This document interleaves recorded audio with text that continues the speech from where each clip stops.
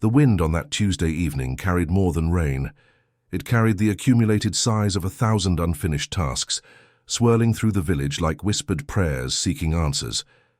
In the back room of the bakery, where flour dusted, every surface like fallen snow, Sage knelt beside her mother Iris as the storm pressed against the windows with unusual gentleness. The bread dough that should have been rising sat perfectly still, as if the very air held its breath in anticipation. The ovens, which normally roared with purpose, hummed instead like distant lullabies, their warmth spreading through the room in waves that felt almost alive. When Luna arrived, she entered the world not with a cry, but with the softest sigh, as though she were simply joining a conversation already in progress. The moment her tiny lungs drew their first breath, something shifted in the atmosphere around them. The whispers that had been circling the village for generations, those gentle voices the locals called Meeseeks, the spirits of incomplete kindness, suddenly found their focus. They gathered around the newborn like moths drawn to candlelight, their ethereal murmurs weaving together into something that resembled music. Iris recognized the signs immediately, though she had hoped this particular gift might skip a generation. She watched as Luna's dark eyes tracked invisible movements through the air, following currents that only she could perceive. The old woman's weathered hands trembled slightly as she wrapped her granddaughter in a soft blanket, understanding that this child had been born into a calling that would shape every breath she took. The whispers spoke of letters never sent, songs half remembered, promises that lingered in the spaces between heartbeats, all the gentle incompletions that make up the texture of human longing. Sage, exhausted but filled with inexplicable peace, noticed how the storm outside began to gentle as Luna settled against her chest. The frantic energy that had been building all day seemed to dissolve, replaced by something that felt like a collective exhale. The bread dough finally began to rise, expanding with a soft sigh, as if it too had been waiting for this moment. Throughout the village, people paused in their evening routines without knowing why, feeling a subtle shift in the air that made their restless hearts grow quiet. The whispers themselves seemed to organize around Luna's presence, no longer scattered and urgent but flowing together like tributaries joining a peaceful river. They spoke in textures rather than words, the silver thread of a scarf meant to be returned, the golden warmth of an unfinished lullaby, the deep blue ache of a promise seeking fulfillment. Luna's tiny fingers opened and closed in rhythm with their gentle chorus, as if she were already learning to conduct this invisible orchestra of human need. In the days that followed, neighbors would find themselves drawn to the bakery without quite understanding why. They would purchase their daily bread and linger longer than usual, feeling an unexpected lightness in their chests. Old grievances seemed less important, forgotten tasks nudged gently back into memory, and the small acts of kindness they had been meaning to complete suddenly felt possible again. The baker's daughter, they would whisper to each other, had brought something special into the world, a peace that settled over the village like morning mist, soft and transformative and utterly without urgency. Luna slept and woke to the constant gentle symphony of the Meeseeks, learning from her very first days that the world was full of beautiful incompletions waiting patiently for the right moment to find their way home. As Luna grew from infant to toddler, her world expanded into a gentle dance between the seen and unseen, each day teaching her new steps in the ancient choreography of need and response. By 18 months, she moved through the bakery with the purposeful determination of someone following invisible threads, her small hands reaching toward corners where nothing appeared to wait, yet something always did. Sage would find her daughter, arranging phantom objects with careful precision, smoothing the air as if folding forgotten laundry, placing invisible flowers on windowsills, her tiny fingers working with the concentrated attention of someone completing tasks that existed only in the whispered memories of the Meeseeks. Iris recognized the signs in her granddaughter's focused movements and began the delicate work of teaching Luna to distinguish between the different voices that called to her. They would sit together in the herb garden behind the bakery, where plants seemed to grow more vibrantly in Luna's presence, and Iris would demonstrate the art of listening with her whole being. She would tap a wooden spoon against different bowls, letting Luna hear how metal sang bright and urgent, while clay held a deeper, more patient tone. "Some whispers are like the metal bowl," Iris would murmur, her weathered hands guiding Luna's small ones, clear and needing quick attention. "Others are like clay. They're happy to wait for the right moment." The first time Luna successfully completed a task that bridged both worlds, she was barely 2 years old. Mrs. Chen from down the street had been searching desperately for her. Late husband's reading glasses, certain they were lost forever. Luna, playing quietly while her mother kneaded dough, suddenly stood and walked with unwavering certainty to a dusty corner behind the flour sacks.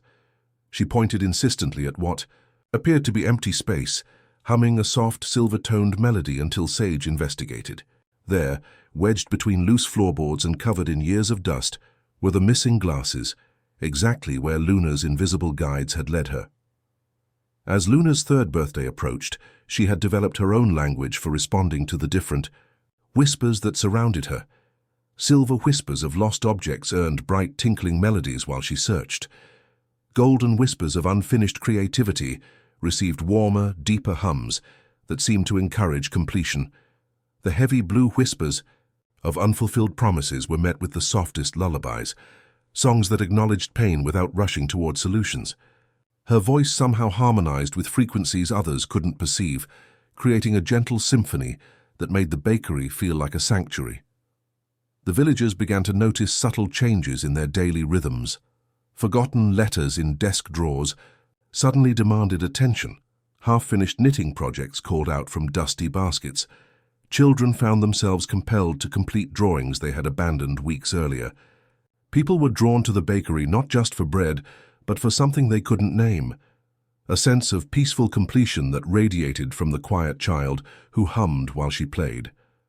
Sage watched her daughter's gift unfold with protective love, teaching Luna that helping others required the same patient rhythm as bread-making. "We let dough rest so it can become itself," she would say, her hand steady on Luna's shoulders. "Kindness needs that rest too." Luna absorbed these lessons through touch and routine, learning that the whispers would always be there, patient, as rising dough, ready to be honored when the time felt right. The Meeseeks seemed calmer around her now, as if they trusted her unhurried attention, as if they felt themselves made whole simply by being witnessed with such gentle care. By the time Luna reached 7, the whispers had arranged themselves around her like watercolors bleeding into paper, each hue distinct yet flowing seamlessly into the next. She could now distinguish their textures as easily as her mother could tell wheat flour from rye by touch alone. The silver whispers rang, bright as tiny bells, carrying the metallic taste of tears shed over lost photographs and misplaced treasures. Golden whispers hummed with patient warmth, pulsing with the creative energy of half-finished songs and interrupted laughter. The deep blue ones moved like ocean currents, heavy with the weight of promises that had settled into the quiet corners, of hearts waiting for their season to bloom. Each morning brought what Luna privately called the dawn chorus, a gentle symphony of overnight whispers that gathered around the bakery, like birds seeking shelter. While helping Sage knead the early bread, Luna learned to sort through these voices, her small hands working dough while her mind catalogued which needs sang urgent and which could wait for afternoon quiet. The silver whisper of Mrs. Chen's missing. Locket chimed insistent and bright, while the golden murmur of old Thomas's unfinished letter to his grandson hummed with patient contentment, knowing its time would come when the words felt ready. One autumn morning, a particularly persistent silver whisper led Luna to the village post office, where beneath a loose floorboard lay a faded letter, its address barely legible. The paper spoke of a young soldier's final thoughts before leaving for a war long past. With Iris's gentle guidance, Luna traced the letter to the soldier's elderly sister, now living alone with only photographs for company. When the sister read those long-lost words with trembling hands, tears tracing paths through decades of dust, Luna felt the silver whisper dissolve into shimmering peace. It wasn't about the letter itself, she understood, but about the gentle closing of a circle that had been left open too long. The golden whispers taught her patience in different ways. A warm, persistent hum drew her to an abandoned piano in the community hall's dusty attic, its keys yellowed, but its heart still singing with the memory of a half-composed lullaby. Luna spent weeks simply sitting beside it, humming the melody she heard in the Meeseeks' voice, polishing its wood with the same reverence Sage showed rising bread. Eventually, a shy young woman new to the village felt an inexplicable pull to the hall. She restored the instrument, and when the first tender notes of that long-waiting lullaby finally filled the air, the golden whisper faded into a warm, lingering echo that blessed everyone who heard it. But Luna began to notice something both wonderful and overwhelming. Each completion seemed to illuminate previously hidden incompletions, like lighting one candle in a dark room only to discover how many shadows still remained. Helping the soldier's sister revealed 3 other neighbors carrying undelivered messages. Restoring the piano's song awakened 2 other instruments that had been silenced by neglect. The whispers multiplied like ripples in still water, each act of kindness creating circles that touched lives she would never know. Iris, watching her granddaughter grow pale with the weight of endless need, began teaching Luna the baker's most essential wisdom. "See how dough knows when to rise and when to rest," she would say, her weathered hands demonstrating the gentle art of shaping without forcing.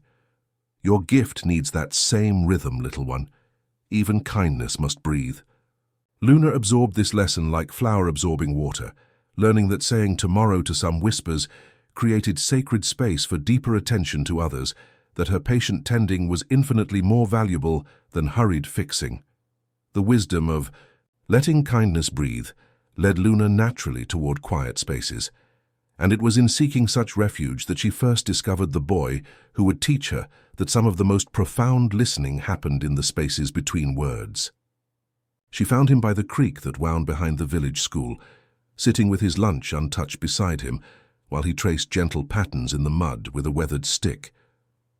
The Meeseeks' whispers, which had been pressing against her attention, all morning like eager hands, seemed to soften in his presence, their urgent silver chiming settling into something more like distant bells, carried on a gentle breeze.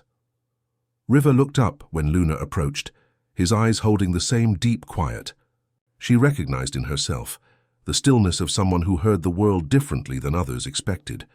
When he spoke, offering to share his spot by the water, his words came slowly, each syllable carefully chosen and released like smooth stones dropped into still water.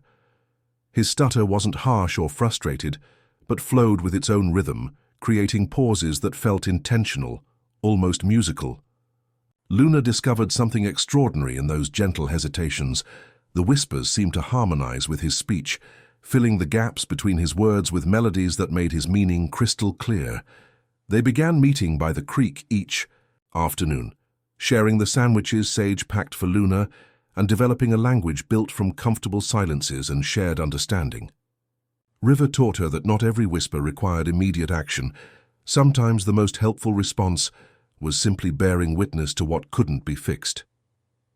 When the deep blue whisper of old Mr. Peterson's grief over his late wife grew particularly heavy one day, River showed Luna how to sit quietly in the man's presence, their combined stillness creating a space where sorrow could exist without needing to be solved. River had his own gift for sensing the unspoken currents that Luna translated into specific tasks. He noticed when her shoulders grew tight with the weight of too many voices and would guide her to sit by the moving water, where the gentle sound seemed to wash the urgency from accumulated whispers. He taught her a simple ritual, tossing a pebble into the creek for each whisper clamoring for attention, watching the ripples overlap and smooth. "Water knows how to hold everything," he would say, tapping a patient rhythm against his knee. "It doesn't hurry." In return, Luna helped River understand that his careful way of speaking wasn't a flaw to be overcome, but a natural rhythm that allowed deeper truths to surface. She showed him how a quiet hum could warm a moment from the inside, how gentleness could change the temperature of an entire day. Together, they discovered that some acts of completion were simply about acknowledging something's existence and offering it gentle care without needing a grand resolution. As autumn painted the creeks, banks in shades of amber and rust, their friendship became Luna's anchor when the Meeseeks' voices grew overwhelming. River's presence reminded her that helping others wasn't always about completing their unfinished business. Sometimes it meant recognizing that incompletion was part of the human experience. His steady, unhurried way of being in the world taught her that the most sustainable kindness grew from connection rather than obligation, that her gift was meant to be shared rather than carried alone. The whispers still called to her, but beside River they arranged themselves differently, less like a storm and more like a tide, manageable and rhythmic and strangely peaceful. The peaceful rhythm Luna had found with River by the creek began to shift as word of her gentle help spread through the village like the scent of fresh bread on morning air, sweet and inevitable and impossible to contain. What started as neighbors casually mentioning the baker's daughter, who seemed to know just when someone needed a listening ear, gradually became something more complex, drawing visitors from hamlets beyond the familiar hills. They arrived with hopeful quiet in their eyes, carrying small forgotten objects or simply sitting in the bakery's warmth, their unspoken needs joining the chorus that only Luna could hear. With each act of completion, Luna discovered that kindness created its own geography of need. When she helped Mrs. Holloway find courage to finish a quilt abandoned after her daughter's death, 3 other women in neighboring villages suddenly felt compelled to complete their own interrupted projects. The silver whisper of a returned locket revealed golden hums about forgotten love letters. A simple thank you note delivered to one person illuminated the deep blue ache of unacknowledged kindness owed to another. Each thread she mended in the tapestry of human connection simply revealed more threads waiting for gentle attention. The Meeseeks voices, which had once arranged themselves around her in harmonious patterns during quiet moments, now followed her like a soft, constant cloud. They were there when she woke, a gentle murmur of the day's potential needs. They accompanied her as she helped Sage in the bakery, their ethereal chorus weaving through the scent of yeast and warm bread. Even as she sat by the creek with River, finding solace in his steady presence, the hum of accumulated whispers created a persistent undercurrent beneath the water's gentle flow. River noticed the change before anyone else, watching her grow increasingly restless during their afternoon meetings. The comfortable silences they had cultivated together became filled with her internal listening, her eyes tracking invisible movements that pulled her focus in a dozen directions at once. "Too many voices," he observed quietly one day, his words carrying the weight of someone who understood the exhaustion of processing more than others could perceive.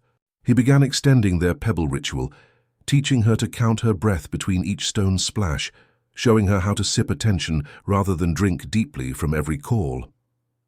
Sage watched with the keen eye of a mother who understood the subtle language of her child's changing rhythms.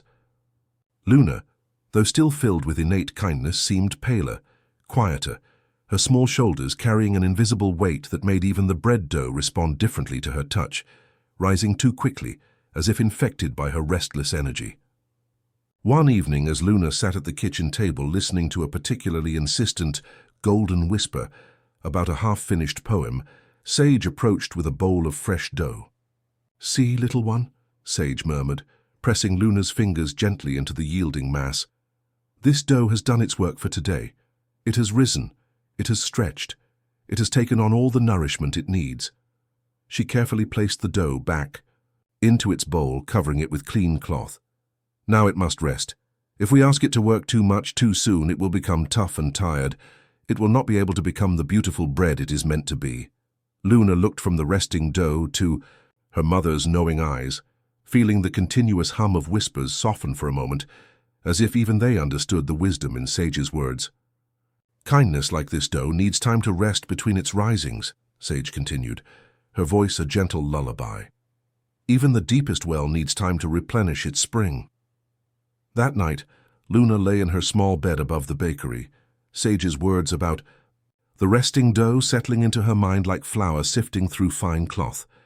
She could feel the Meeseeks whispers still humming around her, but somehow they seemed gentler now, as if they too had absorbed the lesson about patience and proper timing. The silver voices that usually chimed with urgent brightness had softened to something more like distant wind chimes, while the golden hums of creative incompletion pulsed with a warmer, more patient rhythm. The next morning, Sage invited Luna to begin their bread-making before dawn, when the world still held the quiet blue of unspoken thoughts, and the whispers were at their most peaceful. They worked side by side in the gentle lamplight, and Sage began teaching Luna the deeper mysteries of boundaries through the ancient art of shaping dough. "Watch how the loaf pan doesn't trap the bread," she murmured, her hands demonstrating the gentle pressure that guided rather than forced. "It gives the dough a shape it can grow into, a form that helps it become its truest self." Luna felt something click into place as she watched the dough respond to its boundaries, rising confidently within the space it had been given. She began to understand that her gift needed the same kind of loving structure. "Some whispers are like this fresh dough," Sage continued, showing Luna how to test the dough's readiness with a gentle finger press. "They're ready to be shaped right now. Others need more time to develop their strength." Luna pressed her small finger into the yielding surface, watching how it slowly filled back in, learning to recognize the difference between readiness and resistance. As the weeks passed, Luna developed her own quiet rituals for honoring both the whispers and her own need for rest. She found 3 smooth pebbles by the creek, one silver like moonlight, one golden like honey, one deep blue like evening sky, and placed them in a small wooden bowl on the kitchen windowsill. When she was ready to listen, she would touch the appropriate pebble, letting the whispers know which type of need she could tend to in that moment. When she needed to rest, she covered the bowl with a soft cloth, and remarkably the voices seemed to understand, settling into patient quiet, like birds roosting for the night. The first time Luna tested this boundary, a bright silver whisper about Mrs. Chen's missing garden gloves chimed insistently against her covered bowl. Luna felt the familiar tug of immediate response, but instead she whispered gently, "I hear you, and I will help tomorrow morning when the silver time comes." To her amazement, the whisper didn't grow more urgent, but instead settled into a contented hum, as if it appreciated being acknowledged and given a specific time to expect attention. River, learning about Luna's new system during their afternoon meetings by the creek, nodded with the quiet understanding of someone who knew how important it was to create space between oneself and overwhelming input. He taught her a simple breathing practice, counting her inhales and exhales with gentle taps on a smooth stone, helping her create internal quiet that matched her external boundaries. "The whispers will always be there," he said in his careful, measured way, "but you don't have to carry them all at once." The village began to adapt to Luna's new rhythm with the same natural grace that water finds its proper level. Sage hung a small sign that read, "Bread is resting," whenever Luna's bowl was covered, and neighbors learned to wait with surprising patience. They discovered that some needs resolved themselves in the gentle pause, a woman who came seeking help finding her late husband's letters remembered, while sitting quietly in the bakery's warmth, exactly where she had stored them for safekeeping. As autumn deepened and the first frost painted delicate patterns on the bakery windows, Luna found herself moving through her days with a different quality of presence. The Meeseeks still called to her, but now their voices arranged themselves around her schedule like a well-tended garden, each type of need blooming in its proper season. She had learned the baker's most essential wisdom, that sustainable kindness, like perfect bread, required the patience to honor both action and rest, the wisdom to know when to shape and when to simply let rise. The boundaries Luna had so carefully cultivated through her 11th year held steady as autumn painted the village in shades of amber and rust. But as her 12th birthday approached with the turning leaves, something unprecedented began stirring in the invisible currents around their small community. The Meeseeks' whispers, which had learned to respect her quiet times and flow according to her gentle schedule, started gathering in ways she had never experienced before, clustering together like starlings preparing for migration, their individual voices beginning to harmonize into something far larger than their separate songs. It began subtly in the weeks leading up to the autumn equinox, when day and night balanced on the delicate edge between seasons. Luna noticed that her 3 pebbles seemed to hum even when covered by their soft cloth, their different energies pulling toward each other as if drawn by some invisible tide. the silver whispers of lost treasures began harmonizing with golden hums of creative incompletion, while deep blue promises joined their voices in combinations that created entirely new colors of sound, violet songs of transformed grief, emerald melodies of unexpected joy, rose-gold choruses of love finding circuitous paths home. Iris, now in her 83rd year but still sharp as morning frost, recognized the signs from stories her own grandmother had whispered about the great gatherings that occurred once in a generation. Every 24 years when the autumn balance is perfect, she told Luna one evening as they sat shelling beans by lamplight.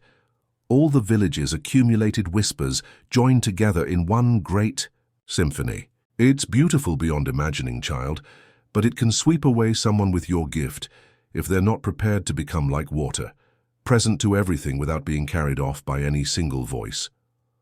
On the night of the equinox itself, Luna woke just after midnight to find her small room filled with the most exquisite and overwhelming chorus she had ever encountered. Not loud, but infinitely layered, each whisper distinct yet perfectly woven together with all the others. The silver. Voices of forgotten objects chimed like distant temple bells, while golden creative energies hummed with the warmth of honey flowing from hidden combs.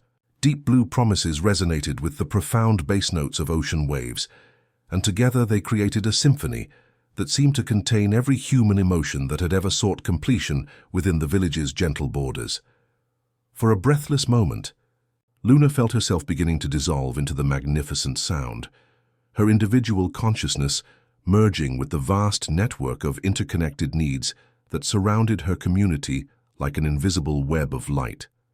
She could perceive every unfinished task, every interrupted moment of tenderness, every small kindness that had been begun but never completed, all woven together in patterns of breathtaking complexity.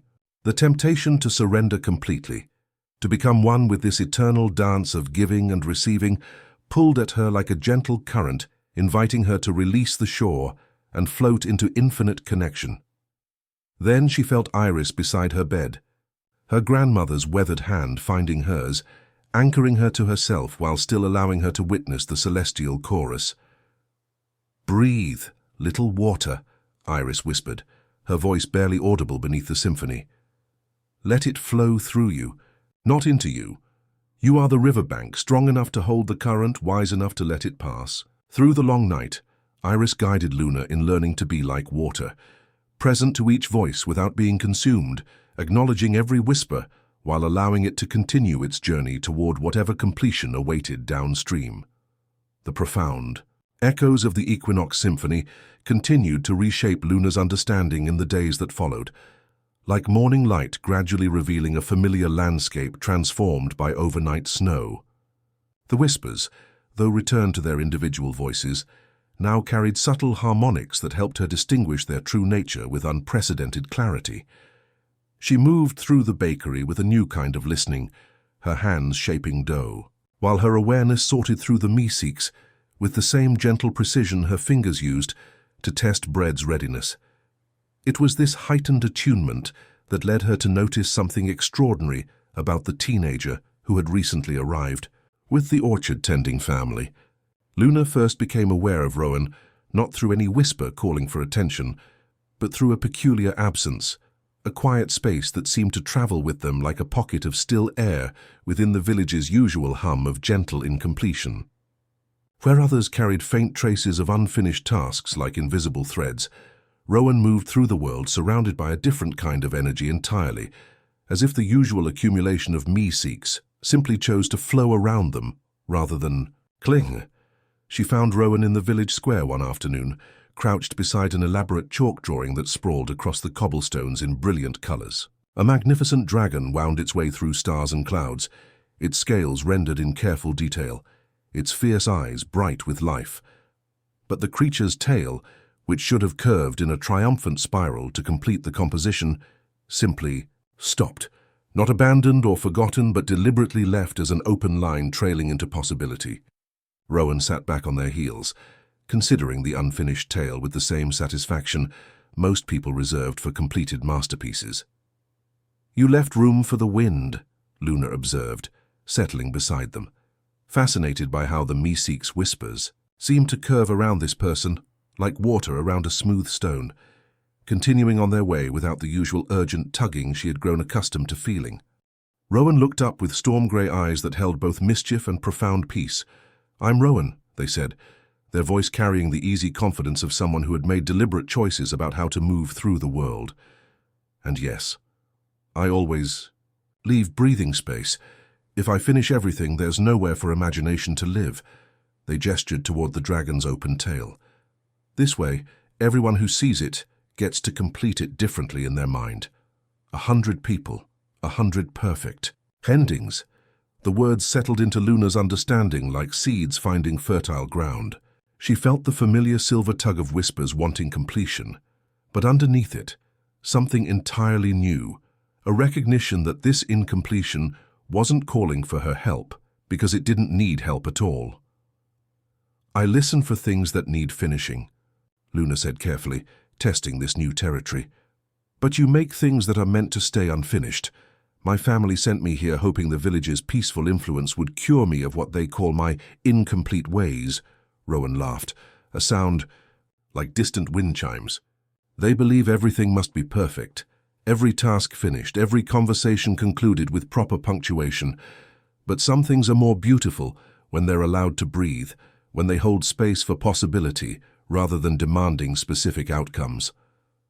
As they walked together toward the creek where River waited with his usual patient presence, Rowan shared examples of their intentional incompletions, half-written poems that invited readers to imagine their own endings, partially assembled. Puzzles that became conversation starters rather than solitary achievements. Gardens planted with deliberate gaps where wildflowers could volunteer their own designs. Through Rowan's gentle rebellion against the tyranny of constant completion, Luna began to understand that her gift required not just the ability to hear whispers, but the wisdom to distinguish between those that ached with genuine need and those that simply existed as natural pauses in the rhythm of human creativity. River, tapping his familiar rhythm on a smooth stone, welcomed Rowan with the quiet acceptance of someone who understood that different people moved through the world in different ways. Together, the three of them developed a new language for approaching the Meeseeks, Luna learning to ask each whisper whether it sought completion or simply acknowledgement, River offering his steady presence as an anchor for both perspectives, and Rowan teaching them both that sometimes the most profound act of kindness was recognizing when something was already perfect in its unfinished state. The first practical test came when Mrs. Holloway brought a cracked teacup to the bakery, embarrassed by how long she had meant to repair it, but somehow never found the time. Instead of immediately mending the crack, Luna found herself turning to her new friends, and together they chose a repair that left one delicate seam visible, filled with gold that caught the light whenever the cup met sunshine. The cup could hold tea again, but it also held a story now, and the whisper around it hummed not with completion, but with transformation, something broken that had become more beautiful for having been gently, honestly mended rather than made, to look as if it had never been damaged at all. That evening, Luna added a small piece of sea glass to her bowl beside the three pebbles, its soft grey surface worn smooth by countless tides, a marker for the sacred space of what deserved to remain. Beautifully intentionally open, when she covered the bowl that night, the room felt wider somehow, and the Meeseeks settled like birds finding their proper branches, each voice finding its place in a symphony that now included both the music of completion and the equally important rests between the notes. The sea glass beside her three familiar pebbles caught the morning light like a gentle reminder that some things were meant to remain beautifully open, and this lesson began reshaping how Luna perceived the Meeseeks' whispers that flowed around her like invisible streams. Where once she had heard individual calls for completion, she now began to sense something far more intricate, threads of connection weaving between the village's hearts, each whisper carrying not just a need, but the echo of someone else's ability to answer it. The voices no longer seemed like separate tasks calling for her attention, but rather like an enormous tapestry, where one person's incomplete thread waited patiently to intertwine with another's hidden gift. The first clear pattern emerged around old Mr. Henderson, whose weathered hands carried decades of woodworking wisdom, but now trembled too much for the delicate carving he had once loved. His golden whisper hummed with the scent of cedar shavings and spoke of small wooden animals that waited half-formed in his workshop, their shapes visible to his experienced eye, but beyond his aging fingers' ability to complete.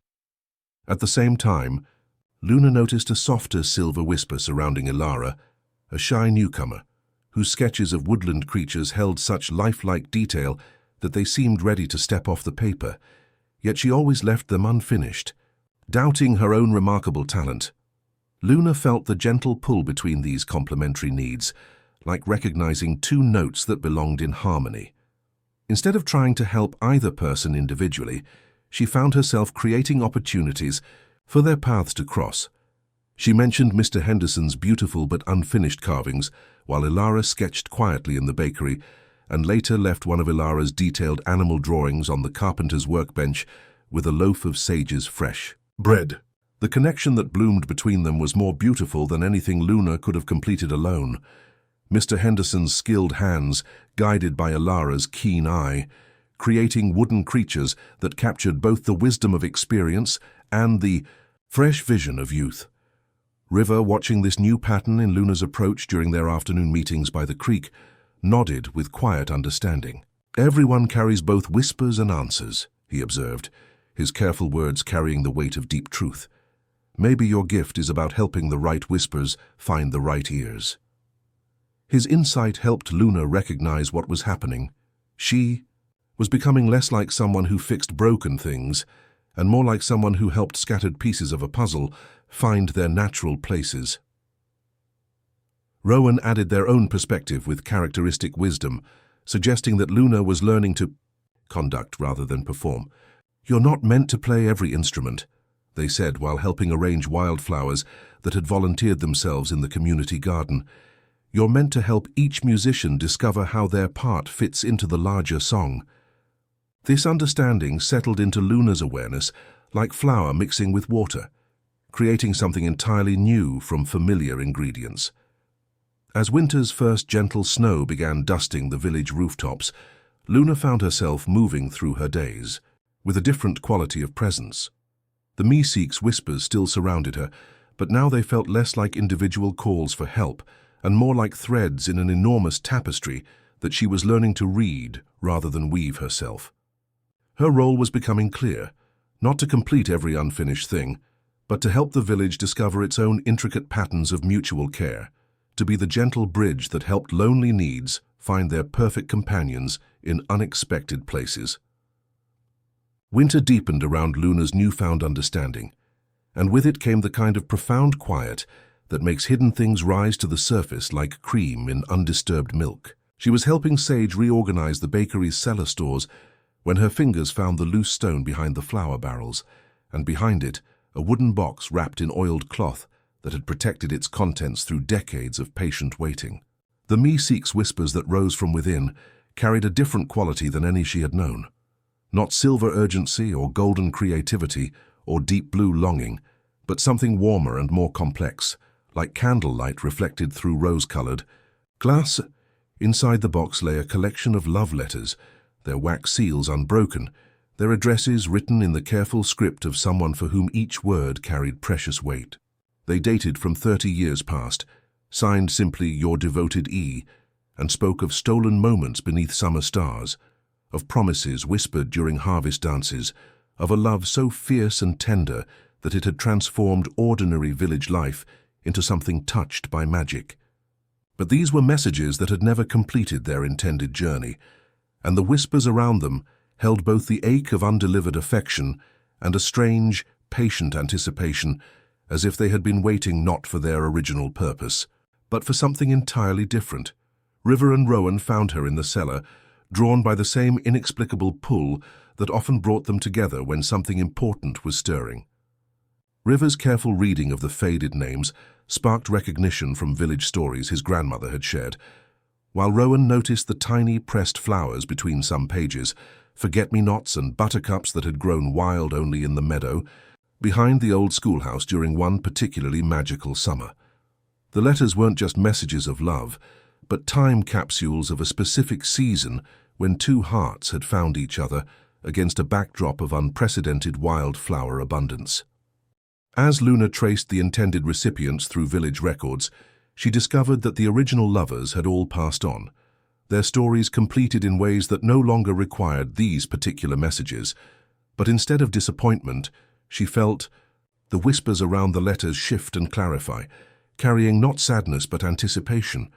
The love contained within these pages, so pure and potent, seemed to understand that it had been preserved for a different purpose entirely, not to reach its original destination, but to remind future hearts that such devotion was possible, real, worth believing in. The answer came through Mrs. Chen's mention of her granddaughter's recent heartbreak, the young woman's conviction that true love was nothing but fairy tales and disappointment.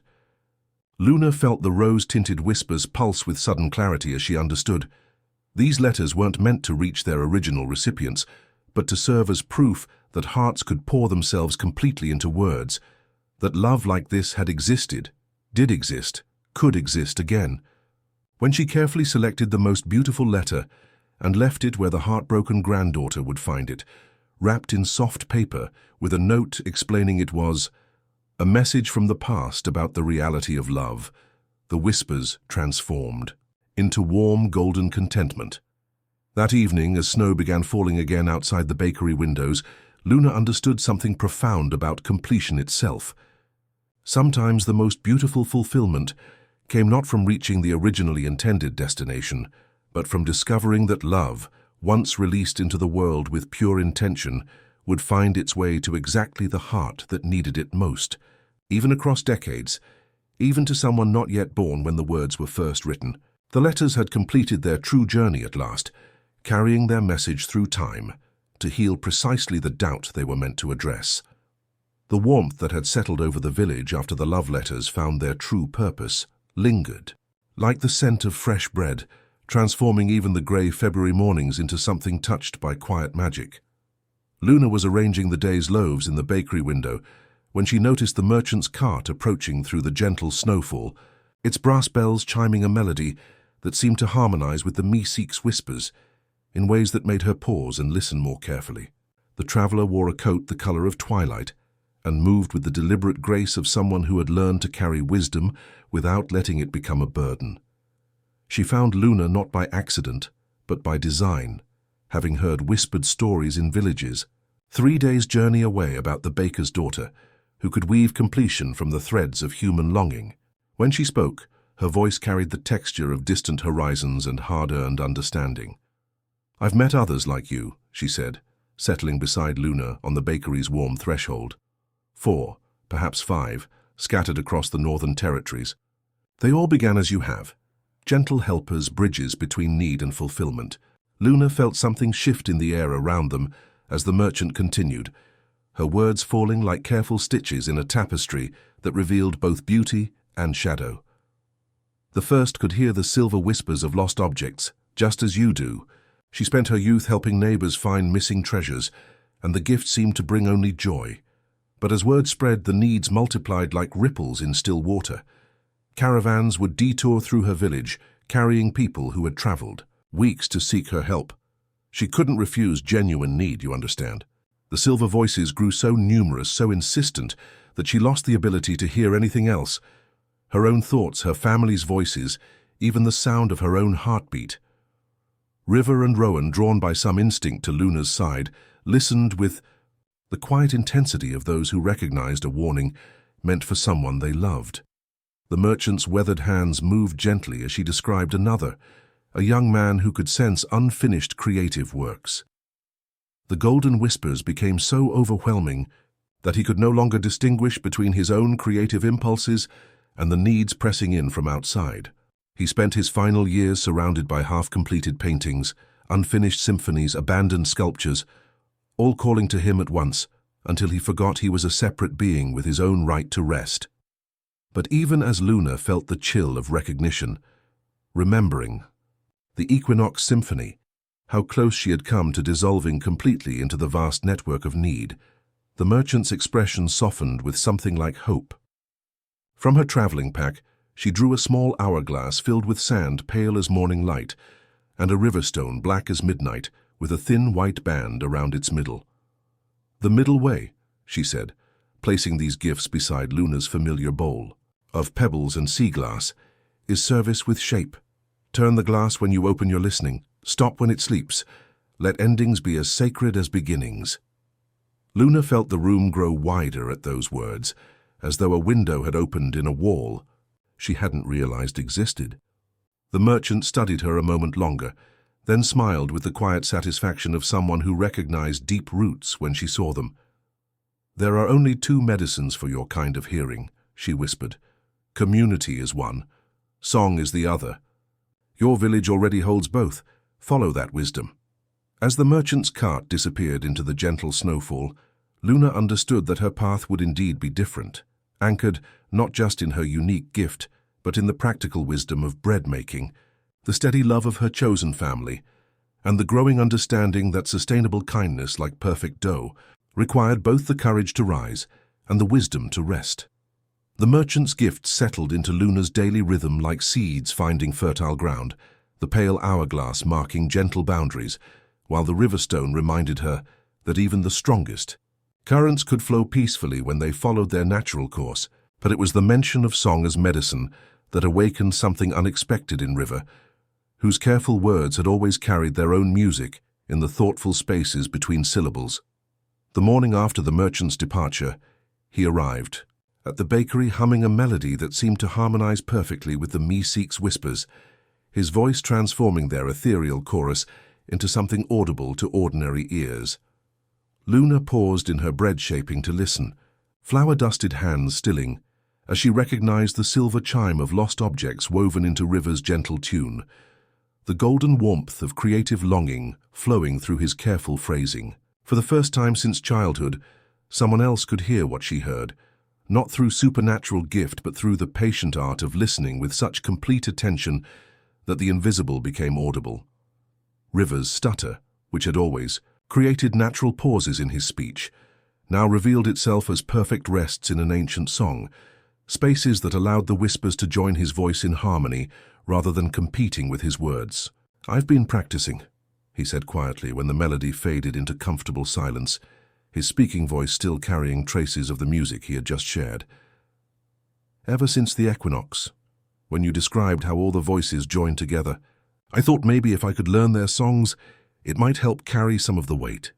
His words fell like gentle rain on grateful earth, and Luna felt something in her chest expand with recognition. This was what the merchant had meant about community being medicine, about sharing the load of listening so no single heart had to carry it all. Rowan, who had been sketching in the corner while listening to River's impromptu concert, looked up with eyes bright with possibility. "What if we made it bigger?" they suggested, their voice carrying the excitement of someone glimpsing a beautiful solution, not just River singing the whispers, but teaching others to hear them through music, through paying attention differently. They gestured toward their sketch, a rough drawing of the village square filled with people sitting in gentle circles, sharing the invisible load through collective musical awareness. That evening, despite the February cold, the three friends gathered by the creek to experiment with River's discovery. Luna would turn her hourglass and focus on a particular whisper, the silver voice of Mrs. Peterson's missing thimble, perhaps, and hum its unique frequency. River would listen with his whole being until he could catch the melody, then add his voice to create harmony. Rowan contributed rhythm by tapping gentle patterns on smooth stones, creating a foundation that helped the songs feel grounded rather than ethereal. Together, they discovered that many Meeseeks whispers grew calmer when acknowledged through music, as if being heard and honored through song fulfilled some essential need, even before any practical action was taken. The first person to notice the change was Sage, who found herself humming unfamiliar melodies while kneading dough, her voice unconsciously harmonizing with frequencies she couldn't quite identify. Then Iris began tapping gentle rhythms during her evening knitting, her weathered fingers finding patterns that seemed to help settle the day's accumulated worries. One by one, villagers began incorporating mysterious melodies into their daily routines, the community itself becoming a living instrument where each person contributed their voice to a symphony that honored both individual rest and collective care, creating the kind of sustainable kindness that could last generations without burning out any single heart. The pale sand in the merchant's hourglass caught the morning light like captured moonbeams, marking the rhythm of Luna's new practice as spring's first tender shoots pushed through the last patches of snow. Each dawn brought the gentle ritual of turning the glass, allowing herself one measured flow of sand to listen deeply to the Meeseeks' whispers, then covering her bowl of pebbles and sea glass when the final grain fell through. This act of deliberate restraint felt like learning to breathe underwater, necessary for survival, yet fighting against every instinct that had guided her for 13 years. The first real test came with Mrs. Holloway's visiting niece, whose silver whisper about a lost family ring chimed so urgently that Luna's fingers trembled with the familiar pull to begin searching immediately.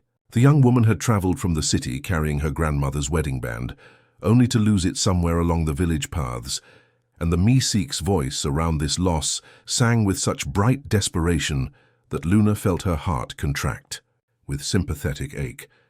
But when her hourglass emptied that morning, she gently placed the soft cloth over her listening bowl and whispered to the urgent silver voice, "I hear you, but today others must answer." The refusal felt like swallowing stones, watching need go unmet when she possessed the ability to help. River found her by the creek that afternoon, shoulders tight with the weight of unused compassion, and offered the gift of his steady presence, without trying to fix her discomfort. "Sometimes the kindest thing is trusting others to find their own strength," he said in his careful way, tapping a gentle rhythm on smooth stones that seemed to echo the ring's silver song. What happened next amazed them all. The melody Luna had hummed while wrestling with her decision, the ring's particular frequency translated into music, had somehow woven itself into the village's growing symphony of shared awareness. Mrs. Chen found herself humming the tune while tending her garden. Then her grandson Thomas picked up the melody while playing near the old oak. By evening, half the village carried the ring's song without knowing why they felt compelled to look more carefully at glinting things caught in corners and crevices. Thomas discovered the treasure 3 days later, nestled in the oak's hollow, where a magpie had apparently carried it, attracted by its shine. But more beautiful than the finding itself was how the entire community had participated in the searching without burden or urgency, each person contributing their small part to a collective awareness that felt as natural as breathing. Luna realized she had learned to say no to her own impulse in order to create space for a more sustainable, community-wide yes. Rowan, watching this transformation with artist's eyes, began sketching what they called the village as instrument, showing how each person's daily rhythm contributed to a larger song of mutual care. "You've taught everyone to listen differently," they observed, adding gentle shading to their drawing, not just with their ears, but with their whole attention. As spring deepened into full green abundance, Luna discovered that her restraint had become its own form of generosity. The Meeseeks' whispers still called to her, but now they flowed around her boundaries like water around stones, finding their way to other willing hearts throughout the village.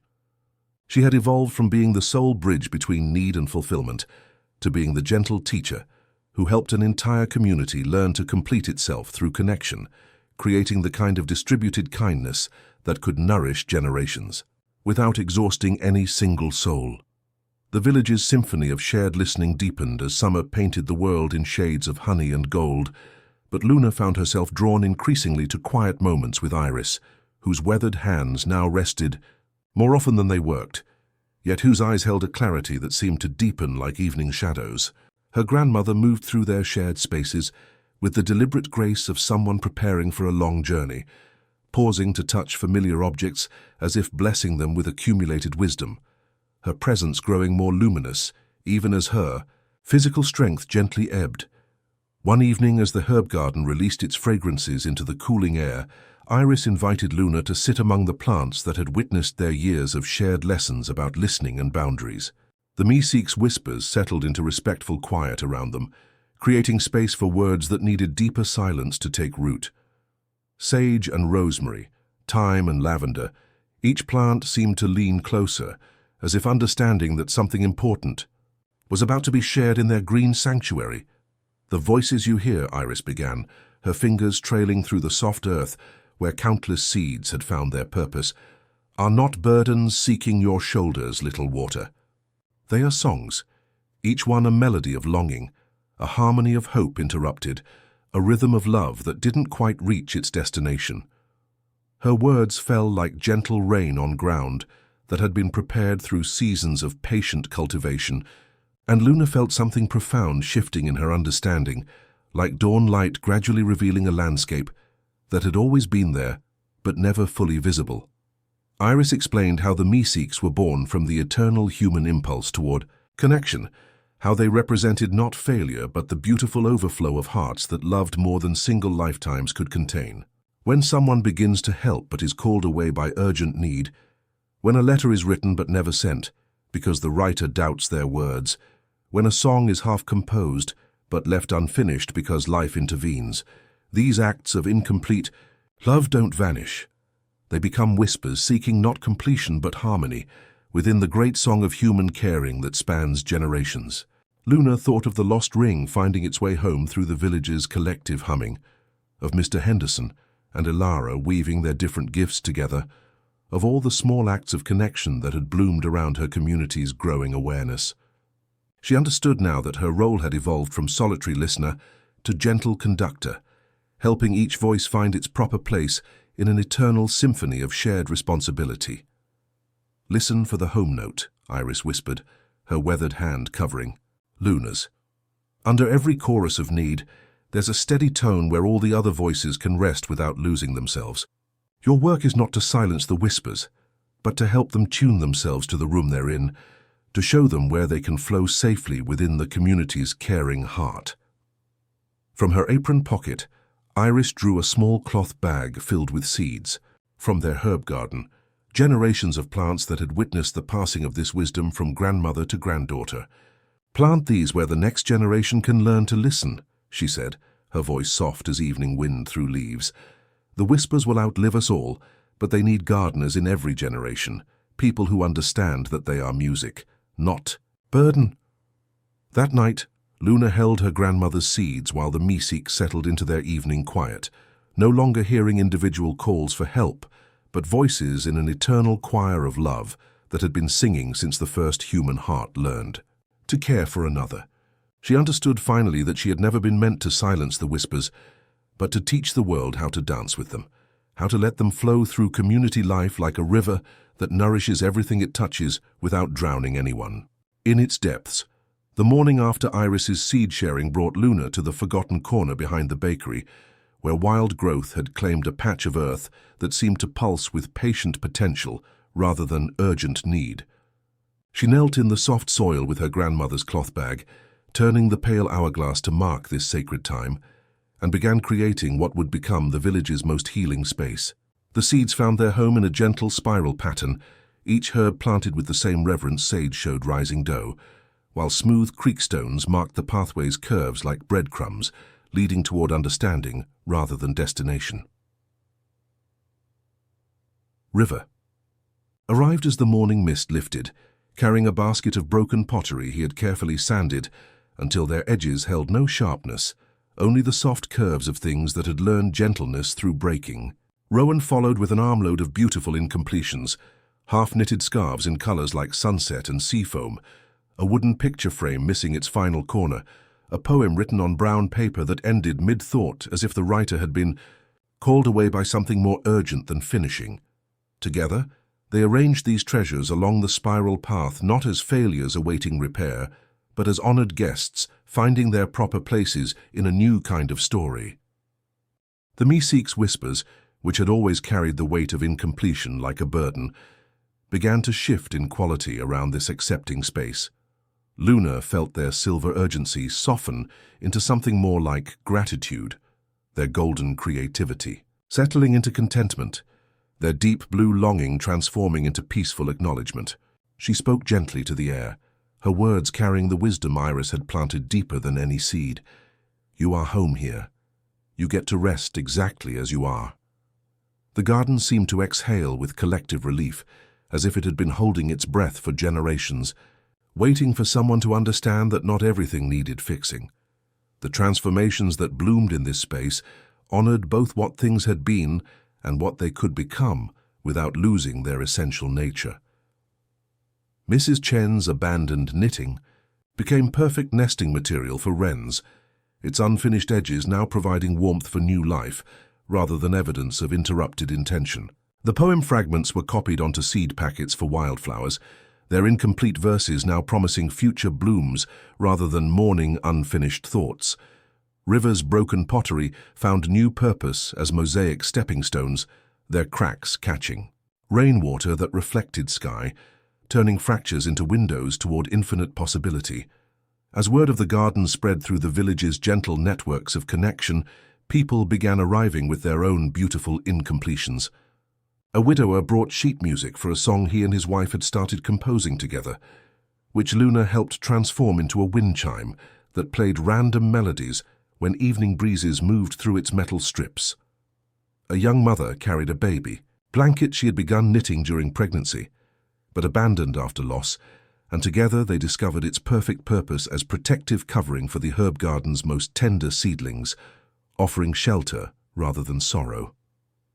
Luna discovered that creating space for incomplete things transformed not just the objects but the hearts that carried them.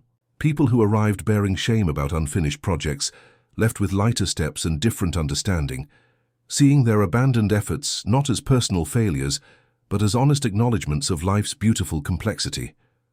The garden taught them that some things were meant to remain open, growing, eternally becoming rather than simply being, and that this incompletion was not emptiness but invitation. As summer deepened around their spiral sanctuary, Luna felt her role continuing to evolve from individual listener to gentle gardener of community wisdom.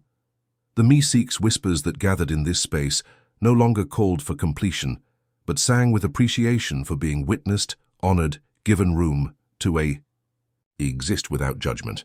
She had learned to tend the voices rather than answer them, creating conditions where they could transform naturally from urgent calls into peaceful songs, where the eternal human impulse toward love could find expression even when life circumstances prevented traditional completion.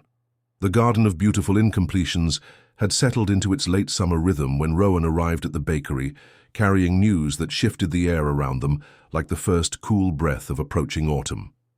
The letter bore the seal of the city's most respected art collective, its formal edges softened by the trembling in Rowan's hands as they read aloud words that spoke of scholarship opportunities and the chance to teach others about intentional incompletion in spaces far beyond their familiar village borders.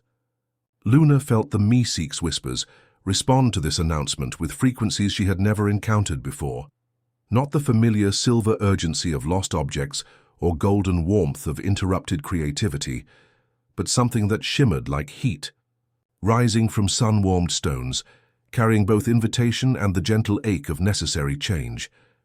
River's response came through the careful silence that had become their shared language for processing profound shifts, his fingers tapping gentle rhythms on the bakery counter, while his eyes held the steady wisdom of someone who understood that love sometimes meant celebrating another person's growth, even when it led them beyond daily reach. When he finally spoke, his words created space for both joy and sorrow to exist without diminishing each other.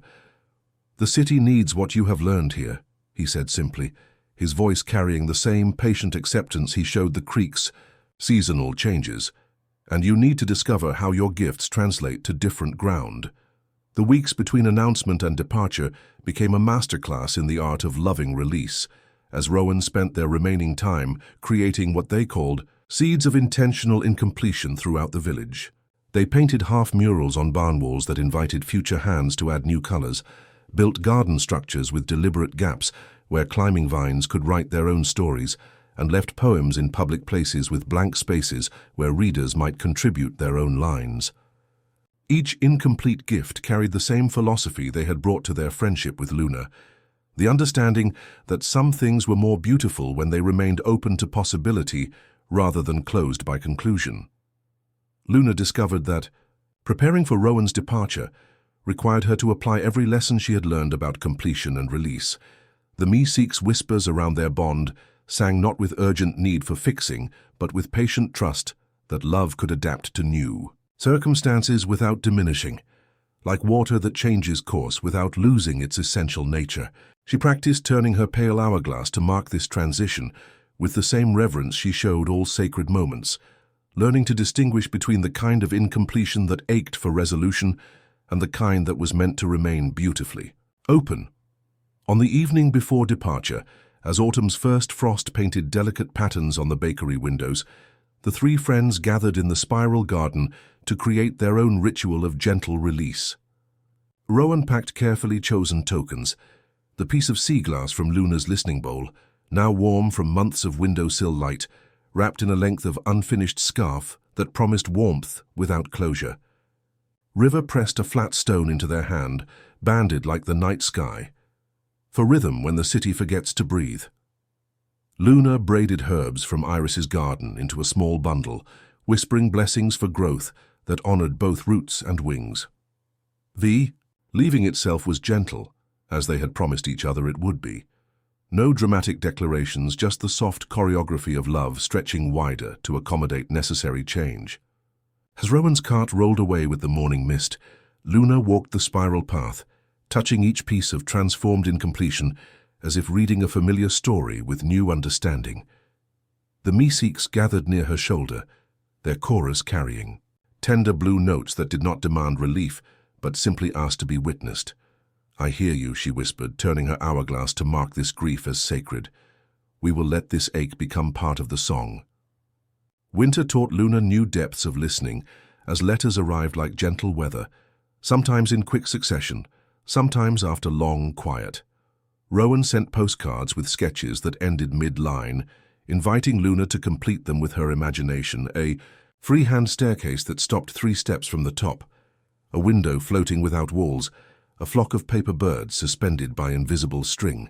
In return, Luna mailed back fragments of village time, pressed sprigs of rosemary, tracings of the spiral path, copies of children's poems that began in certainty and softened into wonder.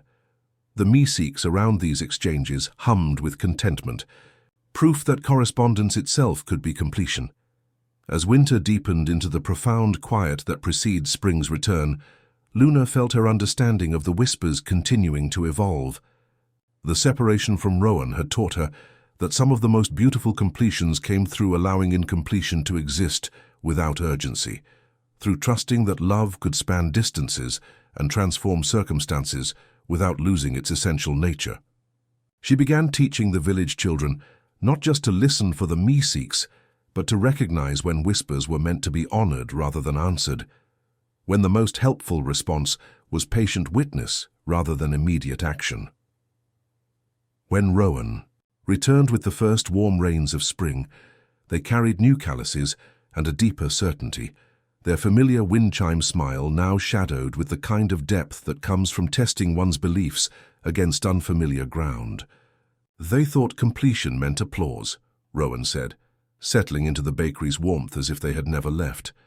"We built rooms with open windows until they learned to breathe." From their traveling pack, they produced a small wooden frame, with 3 sides joined smooth as river stones, the 4th side a deliberate absence lined with gold leaf. "For the garden," they said, "a space that honors what arrives and what doesn't." That evening, as they walked the spiral path together, Luna felt the Meeseeks' whispers shift from blue ache to a soft, rose-tinted hum of recognition. The separation had not been a breaking, but a widening, allowing their friendship to discover its truest shape through the test of distance and change. They placed Rowan's frame among the other beautiful incompletions, its open side facing the horizon like a window toward infinite possibility. Standing within its embrace, the 3 friends looked outward together, understanding finally that some completions could only be achieved by remaining forever open to what might arrive on tomorrow's wind, carried by voices they had not yet learned to hear. The golden frame's open window became a threshold through which Luna's understanding continued to expand, and as spring deepened into the warm abundance of early summer, she found herself naturally stepping into rhythms that had shaped generations of bakers before her. Sage's hands, though still skilled and steady, began spending more time in the herb garden than at the work table, her fingers finding different kinds of nourishment in soil and growing things, while Luna discovered that inheriting the bakery meant inheriting far more than recipes and techniques. It meant becoming the keeper of the village's most essential gathering place. The transition happened like dawn light, gradually revealing familiar landscapes transformed by overnight dew, each day bringing Luna deeper into the mysteries that Sage had been quietly preparing her to receive. River, who had begun arriving before sunrise to help with the early baking, provided the steady foundation that allowed Luna's gift to flourish without overwhelming the practical needs of feeding a community. His methodical kneading and careful timing created perfect harmony with her intuitive approach, their combined efforts producing bread that neighbors claimed tasted like home, even when eaten miles from the village. Luna began weaving Iris's herb seeds into special loaves, folding rosemary and thyme into the dough like whispered blessings, understanding now that bread could carry the village back to itself. The Meeseeks whispers, which had once felt separate from daily work, now integrated seamlessly into her baking, their silver chimes guiding her hands as she shaped morning loaves, their golden hums helping her recognize when dough had reached perfect readiness, their deep blue murmurs teaching her to bake patience into every crust. The effects began subtly, like ripples spreading through still water. Old Mr. Peterson, who had carried the weight of an unkept promise to his late wife for years, found himself compelled to finally plant the rose bushes she had always dreamed of after sharing Luna's herb-touched rye bread. Mrs. Chen discovered words flowing effortlessly onto the page, completing the final chapter of a book her husband had loved, after a morning spent savoring sourdough that seemed to hold encouragement in its very grain. The bakery itself transformed under Luna's care, humming with quiet invitation to completion. That was never urgent but always present. Customers often lingered longer than necessary, drawn by something they couldn't name, the way morning light seemed warmer here, how conversations felt easier, how small forgotten tasks suddenly seemed manageable rather than overwhelming.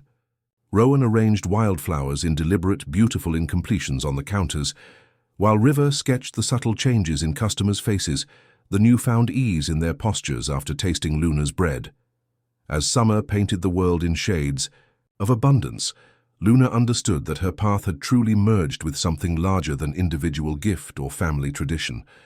She had become not just a baker of bread, but a baker of possibility, creating space where the world's gentle incompletions could find rest and in that rest, discover their own way toward whatever completion awaited. The Meeseeks, now a constant gentle symphony around her, sang not with urgent need but with the quiet joy of a community learning to nourish itself, one loaf, one whisper, one gentle act of understanding at a time.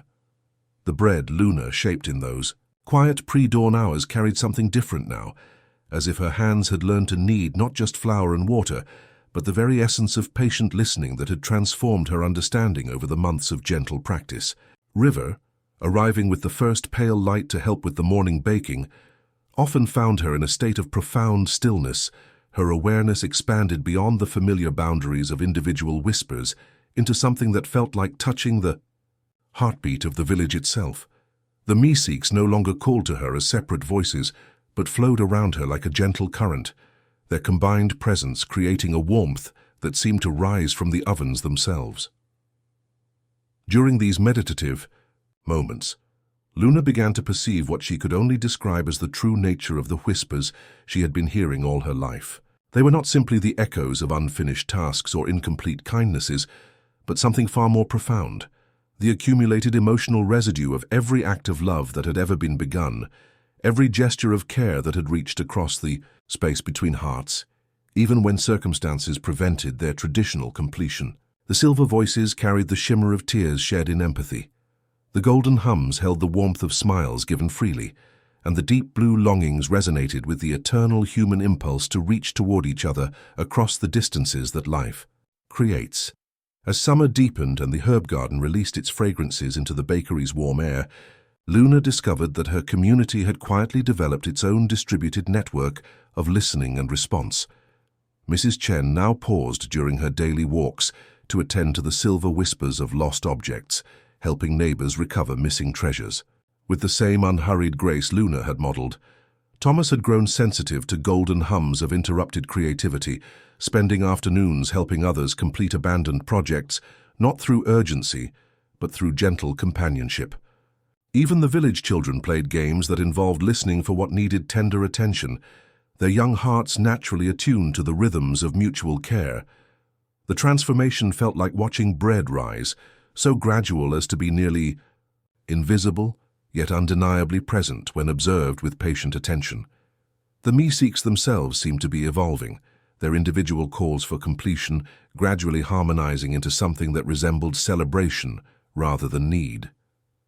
They sang now of gratitude for being witnessed, of joy in the connections they had helped weave, of deep satisfaction in a community that had learned to tend its own incompletions with wisdom rather than urgency. Luna found herself moving through her days with a different quality of presence, understanding finally that her role had expanded from individual listener to gentle keeper of the village's collective capacity for care. The bakery hummed not just with the warmth of ovens, but with the deeper resonance of a community that had learned to nourish itself through connection. Each loaf she shaped carried this understanding, each customer who lingered in the morning. Warmth became part of an ongoing conversation about the art of sustainable kindness.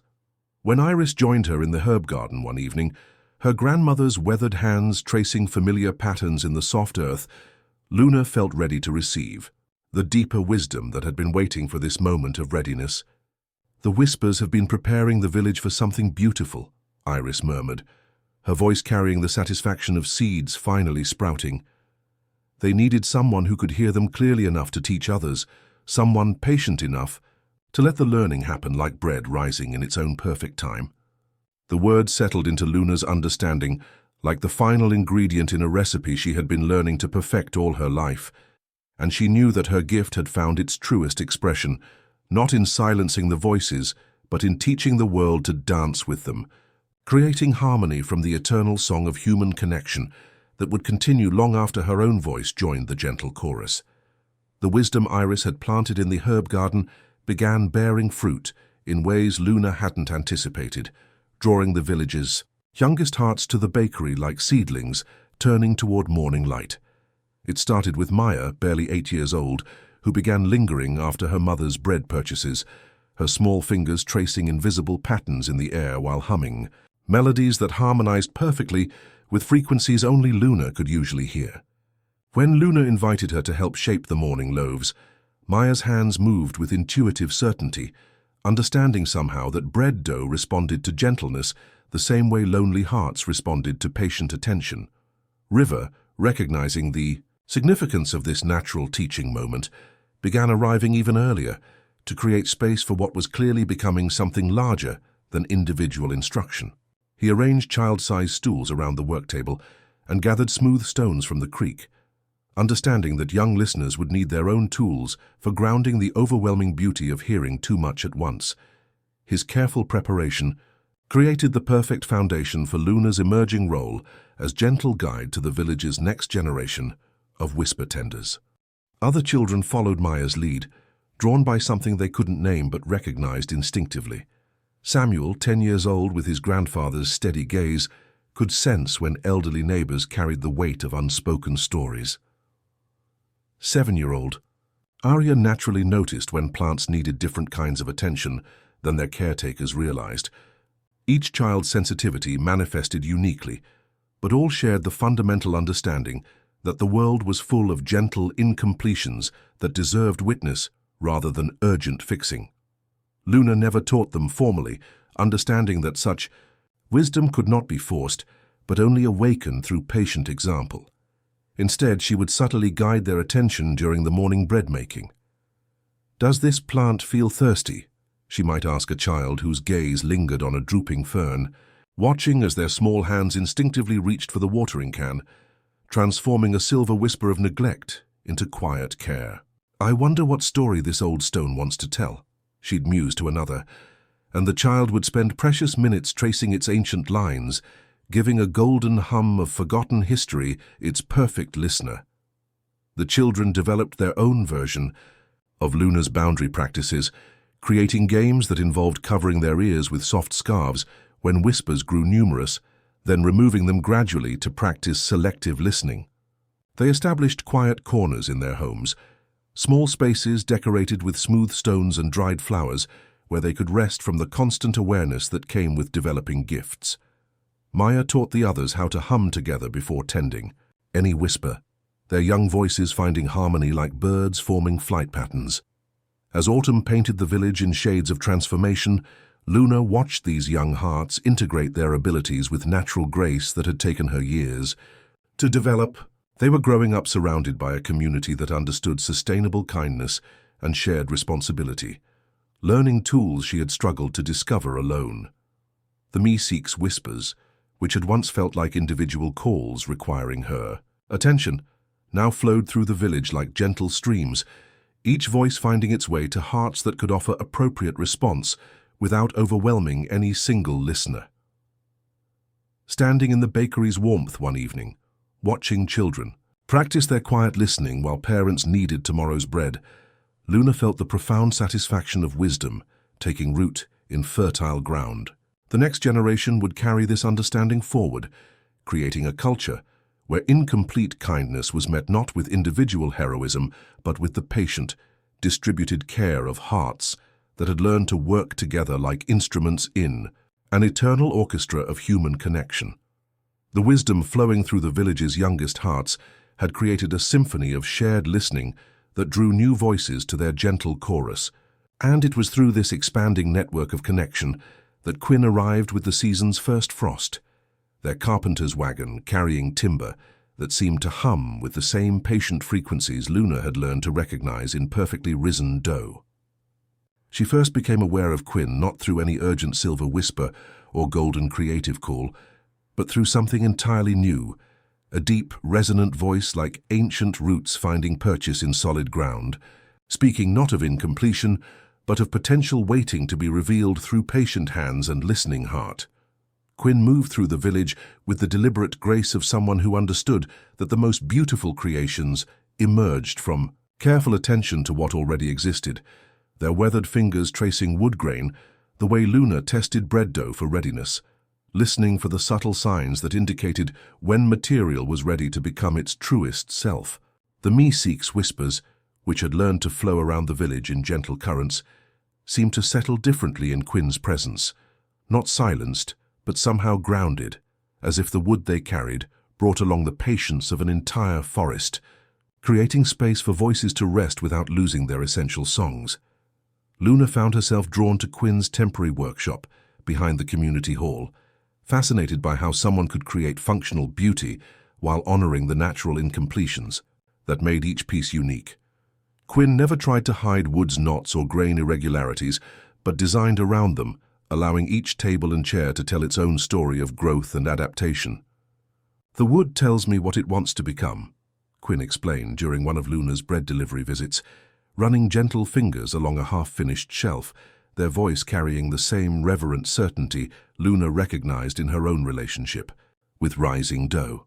Their conversations began simply, over warm loaves and the sweet scent of cedar shavings, Luna sharing how the Meeseeks whispers guided her understanding of the village's gentle needs, while Quinn described the subtle language of grain and knot, how each piece of timber held its own memory and resistance and longing to fulfill its inherent purpose. River and Rowan welcomed Quinn into their afternoon gatherings with the easy grace of friendship, secure enough to expand without diminishing, and together the four friends began exploring how different crafts could serve their community's growing culture of patient completion. Quinn's approach to imperfection as invitation rather than flaw echoed everything Luna had learned about working with rather than against the world's gentle incompletions. They created furniture that incorporated deliberate spaces, window seats with built-in storage for unfinished projects, reading nooks designed to hold both books and the comfortable silence needed for reflection, garden benches positioned to catch the whispers that gathered around growing things. Each piece seemed to understand that some incompletions were meant to remain beautifully open, creating invitation rather than demanding closure. The attraction between them grew like bread rising in perfect conditions, so gradual as to be almost invisible to outside observation, yet undeniably present when witnessed with honest attention. Quinn understood Luna's need for quiet listening time and began crafting beautiful wooden frames for her ritual objects, honoring the sacred nature of her gift while providing practical support for its daily expression. Luna, in turn, started baking special loaves that incorporated fine wood shavings from Quinn's workshop, creating bread that carried the scent of cedar and pine alongside herbs from Iris's garden, as if the very essence of their growing connection could be shared through the village's most essential nourishment. Their courtship unfolded through shared understanding rather than dramatic gestures. Quiet mornings when Quinn would arrive early to help with bread delivery, carrying Luna's baskets with the same careful attention they showed delicate joinery, or evenings when Luna would sit in the workshop's golden lamplight, her presence creating the kind of peaceful atmosphere that allowed Quinn's hands to find their most graceful movements. The Meeseeks' whispers around them began taking on new harmonics, silver voices chiming with gentle anticipation, golden hums warming with contentment, deep blue longings transforming into rose-tinted songs of recognition between hearts that had discovered their perfect complement in the patient art of listening to what wanted to become whole. As winter deepened around their growing love, Luna understood that Quinn represented something profound about completion itself, not the urgent fixing of broken things, but the patient revelation of beauty that had always been waiting within the raw material of two lives learning to build something lasting together. Their partnership became a living testament to the village's evolving wisdom, showing that the most sustainable forms of care emerged when different gifts found their natural harmony, creating new beginnings from the ancient art of paying attention to what the heart, like wood or dough or whispered need, was already longing to become. The partnership between Luna and Quinn had settled into the kind of rhythm that felt both ancient and entirely new, their days flowing together like complementary melodies finding perfect harmony, when Luna first became aware of a different kind of whisper stirring within her own body. It began as the subtlest shift in the familiar symphony of Meeseeks' voices, a new frequency that seemed to pulse not from the village's accumulated needs, but from somewhere deeper than her own heartbeat, gentle as morning light touching closed eyelids, patient as seeds waiting for their perfect season to unfold. Quinn noticed the change before Luna herself understood its significance, their carpenter's sensitivity to subtle transformations, alerting them to the way Luna paused longer during her morning listening, how her hands lingered over the smooth stones in her ritual bowl, how she hummed melodies that seemed to harmonize with something internal and mysterious. When recognition finally bloomed in Luna's awareness like bread dough reaching perfect readiness, Quinn received the news with the same reverent certainty they showed when wood revealed its hidden grain, their weathered hands covering hers as understanding passed between them without need for words. The village's response carried all the gentle wisdom of a community that had learned to celebrate beginnings as sacred as completions. Sage began sharing the deeper mysteries of nourishing bread, recipes passed through generations of women who understood that feeding others required first learning to tend the life growing within. River arrived each morning with stones worn smooth by patient water, expanding Luna's collection of grounding tools for the months when her gift might need extra anchoring against the profound changes stirring in her body. Rowan painted watercolors of sprouting seeds and unfurling ferns, decorating the bakery with images that honored both mystery and the everyday miracle of new life finding its way toward light. As Luna's pregnancy progressed through winter's deepening, quiet? The Meeseeks' whispers began evolving in ways that filled her with wonder rather than concern. The voices that had once called for her attention now gathered around her like protective guardians, their silver chimes softening to lullaby gentleness, their golden hums warming to the temperature of honey and sunlight, their deep blue longings transforming into the profound contentment of tides, finding their eternal rhythm. She felt as though the accumulated love of generations was weaving itself into a cradle of sound, preparing to welcome whatever new form of listening might be born alongside her child. The question that occupied Luna's quiet moments, whether her gift would pass to the next generation, felt less like worry and more like gentle curiosity about what form wisdom might take in a world that had already learned to share the load of caring. Quinn built a cradle from wood that had grown in soil enriched by decades of the bakery's composted flour, their hands shaping curves that echoed the spiral path in the garden of beautiful incompletions, leaving one small window carved in the shape of a soft cloud so that dreams could move freely without becoming trapped. Luna began to understand that her child would be born not into a world of overwhelming whispers requiring individual heroism, but into a community that had learned to listen collectively, to honor both completion and beautiful incompletion as natural parts of the human experience.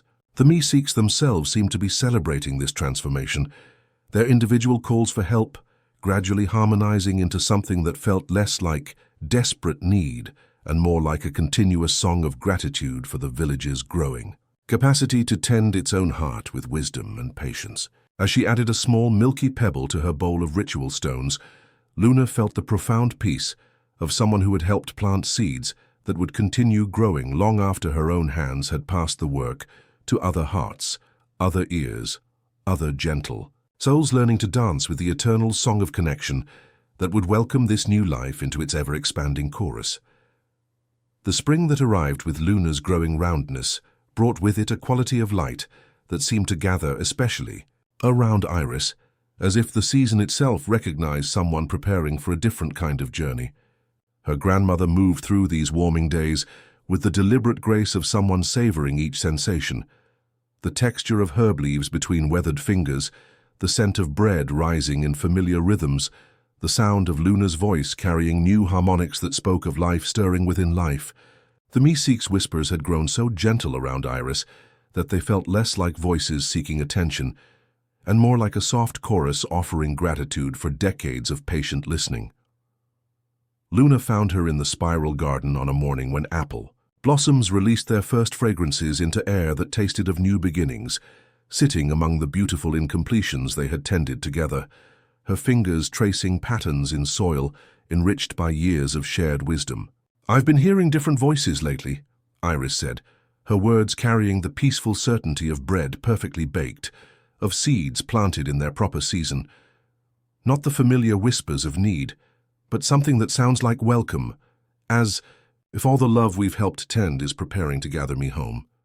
The transition came 3 days later, gentle as morning mist lifting from the creek, with Iris resting in her favorite chair in the herb garden while the village children sang the lullabies River had taught them. Luna held her grandmother's weathered hand as the final breath joined the invisible currents that had always surrounded them, and felt the Meeseeks' whispers throughout the village rise in a chorus unlike anything she had ever experienced. Not urgent or sorrowful, but filled with such profound gratitude that it seemed every voice that had ever sought completion was offering thanks for a life spent in generous service to the art of listening. The village formed what they would always remember as the grandmother's circle without discussion, as if the pattern had been waiting in their bodies for this exact moment. Chairs appeared in the herb garden, hands brought shawls and lamps, and someone placed the kettle on to sing beside the bread ovens. People spoke Iris into the air in pieces that fit together like a story that had lived inside many hearts at once. Mrs. Chen remembering how Iris taught her to braid grief into something beautiful. Mr. Peterson holding up rose cuttings. He promised to nurture in blessed soil. Children pointing to spaces where they could still perceive her presence as a warm, golden glow. Luna standing beside Quinn with their unborn child stirring as if responding to the warmth of collective love, understood that this timing was not coincidence, but the natural rhythm of wisdom passing from one generation to the next. She brought a loaf baked with the last of Iris's herb seeds and laid it gently on the earth, watching as the Meeseeks' whispers gathered around it like a soft benediction, their collective hum no longer calling for completion, but celebrating transformation itself. River began a song so quiet it barely lifted above breath, letting pauses widen into spaces where the village could add their own remembering. Rowan painted a trailing vine along the garden stones, leaving it deliberately unfinished, trusting time and weather to complete what needed completing. Quinn crafted a simple wooden frame, with one side open toward the horizon, placing Iris's shawl over it like a doorway you could walk through and still feel held. In the days that followed, Luna discovered that Iris's passing had created space. for the final evolution she had been sensing in the Meeseeks whispers. The voices that had once sought her individual attention now flowed through the community like a gentle river, each person naturally attuned to frequencies they could best serve. The children continued their patient listening. Adults shared the load of caring, and the whispers themselves had transformed from urgent calls for help into a continuous song of appreciation for a community that had learned to tend its own heart with wisdom. Standing where her grandmother's seeds continued their patient sprouting, Luna felt Iris's presence not as absence, but as integration. Wisdom planted so carefully over the years now growing in countless hearts throughout the village. The Meeseeks settled around her like a blessing, no longer calling for completion, but singing with deep contentment, celebrating love that had found perfect expression in a community that knew how to honor both ending and beginning, both the wisdom of the past and the promise stirring beneath Luna's heart, ready to join the eternal chorus that would welcome whatever new form of listening was about to be born. The space Iris's gentle passing had created in the village's heart filled with something Luna could only describe as expectant peace, like the moment before dawn when the world holds its breath in anticipation of light. As her pregnancy deepened through the warm abundance of summer, she felt the Meeseeks whispers continuing their transformation from urgent individual calls into something that resembled a continuous lullaby, as if the accumulated love of generations was weaving itself into a cradle of sound, preparing to welcome whatever new form of listening was about to be born into their patient community. Wren arrived on a morning when the spiral garden released its first autumn fragrances into air that tasted of apple blossoms and the last sweet herbs of the season. She entered the world not with Luna's gentle sigh, but with the softest laugh, as if she recognized something delightfully familiar about the invisible currents that had surrounded her even before birth. Quinn held their daughter with the same reverent attention. They showed precious wood grain, their weathered hands trembling slightly as they felt the profound rightness of this moment, while Luna experienced the Meeseeks whispers gathering around. The newborn like a welcoming chorus, their frequencies shifting into harmonics she had never heard before. In the first quiet days, as the village left baskets of bread and preserves at their door, and the bakery hummed with the gentle care of neighbors taking turns with daily tasks, Luna began to notice that Wren regarded the world with an intensity that went far beyond ordinary infant curiosity. Her dark eyes would track movements that no one else could see, following currents of color that painted the air around people's hearts like visible weather. When Sage laughed while kneading dough, Wren's tiny fingers would flutter toward a warm, amber glow that seemed to dance above her great-grandmother's shoulders. During River's careful conversations, the baby's gaze would settle on the silver-blue light that surrounded his thoughtful pauses, her small hands reaching as if to touch the peaceful space his silence created. The first clear demonstration of Wren's gift came when old Mr. Peterson visited the bakery, carrying the subtle grey shadow that Luna had learned to recognize as the color of long-held regret. Wren, nestled in Luna's arms, fixed her luminous gaze on the elderly man and reached out with one tiny hand, not to touch him but to gently brush the air near his heart. As her palm moved through what appeared to be empty space, the grey around him began to shift and soften, transforming into the warmer blue of acceptance and peace. Mr. Peterson, without understanding why, felt a sudden lightness in his chest, as if a weight he had carried for years had simply dissolved, and he left the bakery with steps that seemed to bounce slightly off the cobblestones. River, visiting with smooth creak, stones arranged in patterns that caught the light like scattered stars, immediately recognized the significance of this new form of perception. She helps people understand what they're feeling, he observed in his careful way, watching Wren's gaze follow the gentle green contentment that surrounded Quinn whenever they held their daughter. Luna hears what needs tending, Wren sees what needs understanding. The insight settled into Luna's awareness like the final ingredient in a recipe she had been learning to perfect all her life. As autumn painted the village in shades of transformation, the community adapted to Wren's presence with the same natural grace that water finds its level. Children began asking each other, "What color is your morning?" before deciding on games, somehow understanding that feelings had visible shapes even if they couldn't see them directly. Adults learned to say, "My blue feels heavy today," and found company rather than fixing, recognition rather than solutions. Rowan began sketching the emotional weather that Wren helped them perceive, creating watercolor maps of the village's collective heart that helped everyone understand the subtle currents of care that flowed between them. The Meeseeks whispers, which had evolved from urgent individual calls into the village's gentle background chorus, now hummed with something that felt like celebration rather than need. Luna understood that her daughter had arrived, carrying exactly the gift their community required for its next evolution. Not the ability to complete unfinished tasks, but the wisdom to perceive and gently tend the emotional landscape that created those tasks in the first place. Where Luna had learned to hear what needed attention, Wren could see what needed understanding, helping feelings be witnessed and honored before they became urgent whispers seeking completion. Standing in the bakery's warmth with Wren sleeping against her shoulder, Luna felt the profound satisfaction of someone who had helped plant seeds that would continue growing through generations she would never see. The whispers that had once felt like individual burdens now flowed through their community like music, each voice finding its place in an eternal symphony of shared care. Her daughter's arrival had completed something Luna hadn't even realized. Was unfinished, not by solving the mystery of the Meeseeks, but by showing that each generation would receive exactly the tools needed for their time, the wisdom necessary to tend the eternal human impulse toward connection with whatever grace the future would require.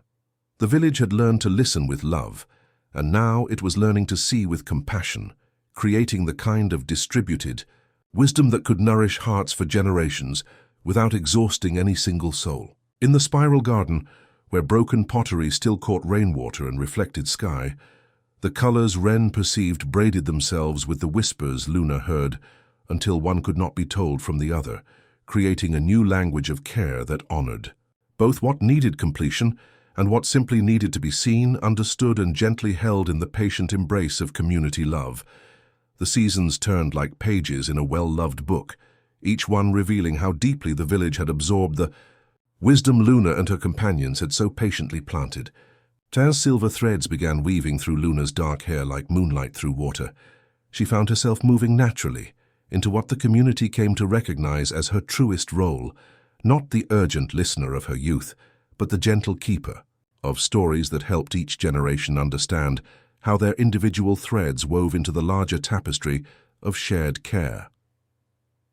The bakery had evolved into something that transcended its original purpose, becoming the village's living memory, where Luna maintained what people fondly called the listening book, not a ledger of tasks requiring completion, but a tender collection of stories that honored both what had been tended and what remained, beautifully open. On its pages, written in her careful script, were gentle observations rather than urgent demands. The widow whose laughter carries echoes of conversations with her late husband. The child who draws trees that remember a different forest. The neighbor whose kindness blooms brightest in the spaces between words.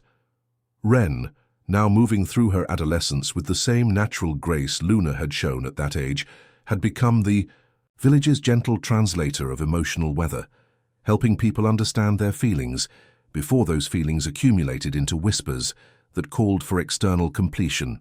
Her gift had taught the community something profound, that many needs dissolved naturally when the emotions beneath them were simply seen and honored, creating a layer of preventive care that caught distress before it became overwhelming incompletion.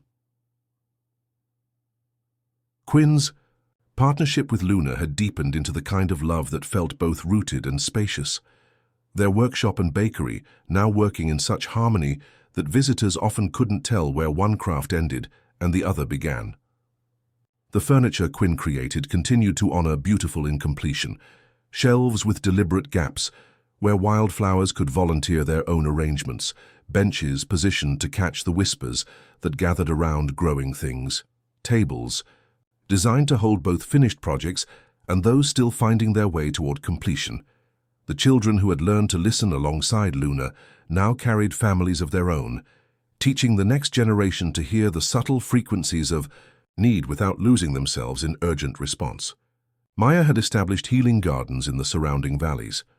while Samuel guided travelers who arrived seeking the village's legendary peace, helping them understand that sustainable kindness grew from community wisdom rather than individual heroism.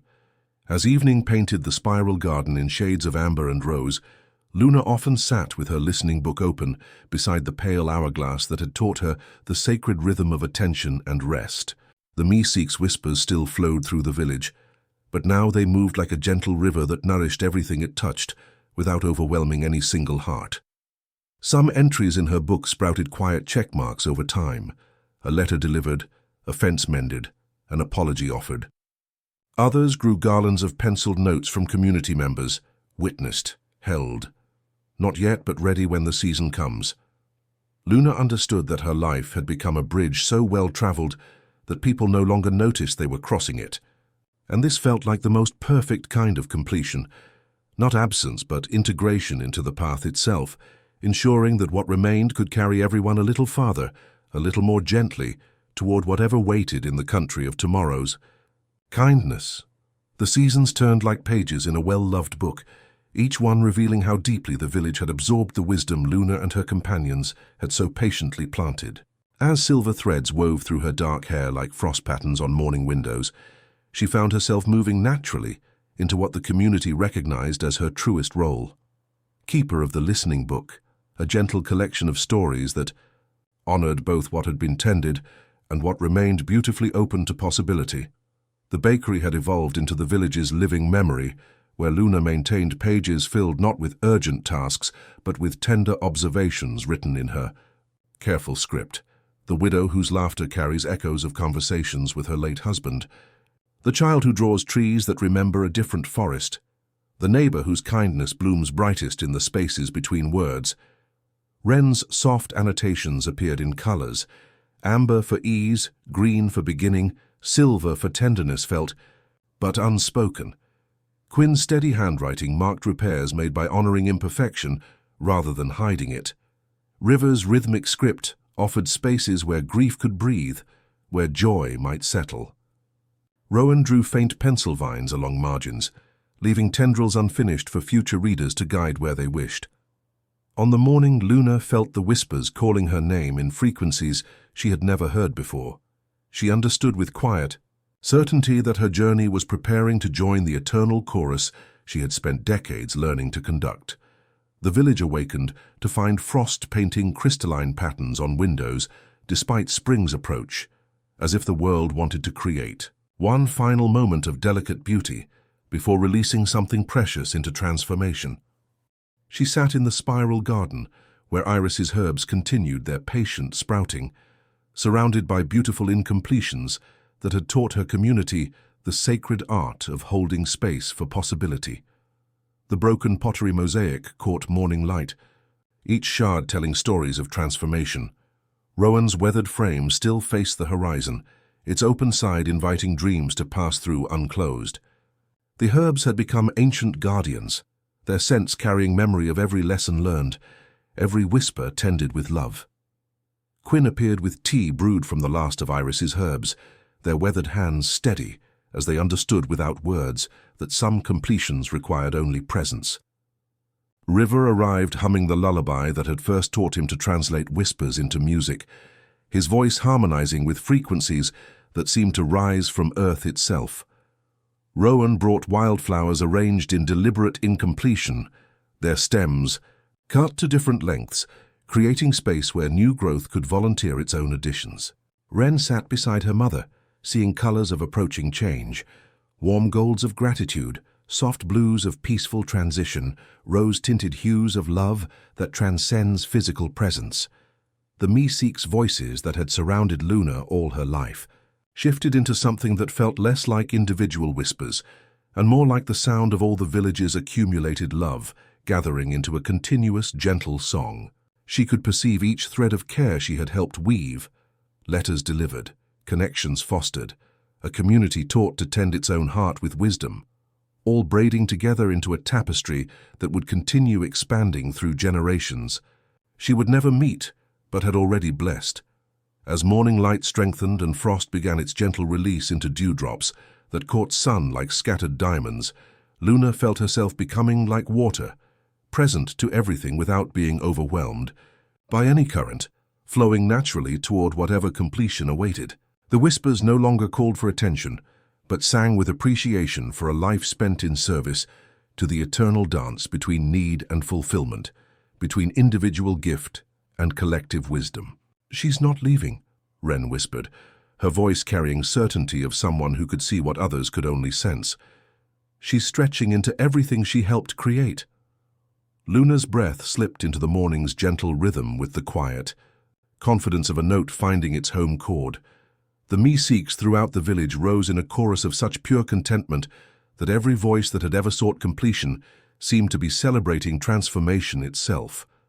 Nothing closed. Everything widened. In the spiral garden, where pottery still caught rainwater and reflected sky, where herbs grew in patterns honoring both intention and wild possibility, the whispers continued their patient flow through hearts that had learned to share the beautiful burden of caring for each other. Somewhere in the village, a child was being born, who would hear their own version of the world's gentle calling, ready to join the endless dance of love finding its way home. The listening book remained open on the garden table, Wren's final entry, written in colors only she could see, witnessed, held, ongoing. And in the bakery, Quinn kneaded dough with rosemary and thyme, while River set the sign to read, "Bread is resting," and Rowan placed sea-worn glass on the sill so sunlight could spill.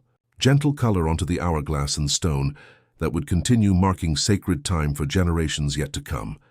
And with that, she stretched into the stars, still listening, still loving, still helping the world remember that every unfinished thing is also a new beginning, waiting to unfold.